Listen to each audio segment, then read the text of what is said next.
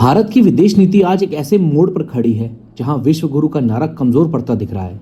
कल तक हम गर्व से कहते थे कि हम किसी के दबाव में नहीं झुकते, लेकिन आज अमेरिका का ट्रेजरी डिपार्टमेंट हमें 30 दिन की परमिशन देता है कि हम किससे तेल खरीदें और किससे नहीं।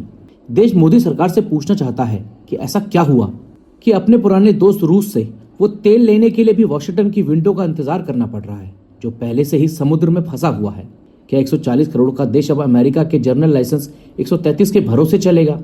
ये दोस्ती नहीं, ये सीधे दादागिरी है, जिसे हमारी सरकार डिप्लोमेटिक विन बताकर पेश कर रही है। विपक्ष भी अब सीधा आरोप लगा रहा है कि ट्रंप प्रशासन एप्स्टीन फाइल्स का इस्तेमाल करके मोदी सरकार पर प्रेशर बना रहा है।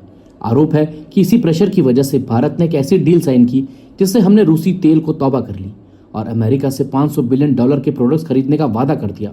क्या ये सच है कि एप्स्टीन फाइल में कुछ ऐसा नाम है जिन्हें बचाने के देश की एनर्जी सिक्योरिटी का सौदा किया गया? हालांकि सरकार इसे गलत बताती है, लेकिन 30 दिन की ये परमिशन काफी कुछ बयां कर रही है। पिछले साल अमेरिका ने भारत पर एक्स्ट्रा टैरिफ लगा दिए थे, सिर्फ इसलिए क्योंकि हम सस्ता रूसी तेल ले रहे थे। सरकार इतनी बेबस दिखी जब हमने रूसी तेल बंद करने का वादा किया, तब जाकर पिछले महीने ये टैक्स हटे।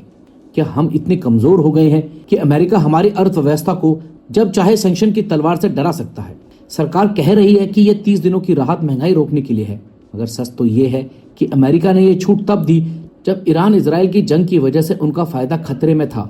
हम सिर्फ उनका एक स्पॉट गैप मैनेजर बनकर रह गए हैं। मेरा सवाल देश से यह है, क्या हमें ऐसी परमिशन की खुशी मनानी चाहिए या सरकार से पूछना चाहिए कि हमारी आजाद विदेश नीति को वाशिंगटन के पैरों में किसने गिराया?